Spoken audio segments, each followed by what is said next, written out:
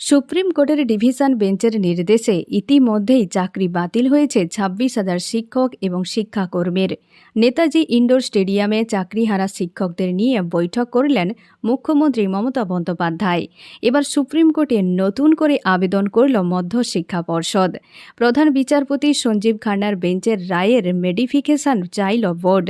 যতদিন না নতুন নিয়োগ প্রক্রিয়া সম্পন্ন হচ্ছে, যোগ্যদের চাকরি ফল রাখার আবেদন বোর্ডের। আজ সোমবার চাকরিহারা শিক্ষকদের নিয়ে বৈঠকে যোগ্যদের চাকরি বাঁচানোর আশ্বাস দিলেন মমতা। তার দাবি, যোগ্য শিক্ষকদের চাকরি বাঁচানোর দায়িত্ব রাজ্য সরকারের।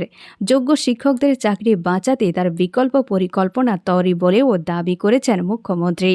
মমতা বলেছেন, আমার প্ল্যান ABCD সব তৈরি, আপনারা নিশ্চিন্তে থাকুন, ভরসা রাখুন। মাথার উপরে আমরা আছি, কারোর প্রতি কোনো অবিচার হবে না, এটা আমি কথা দিয়ে গেলাম।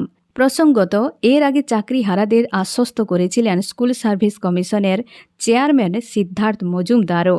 তিনিও জানিয়েছিলেন, হতাশ হবেন না, আইনজীবীদের সঙ্গে আলোচনাও হয়েছে। এখনও আমরা সঠিক জানি না যে কিভাবে কি করতে চলেছি।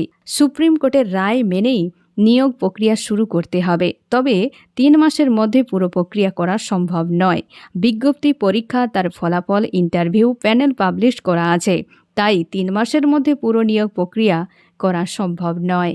এখন এই পর্যন্ত, আবার দেখা হচ্ছে পরবর্তী আপডেট নিয়ে। ধন্যবাদ।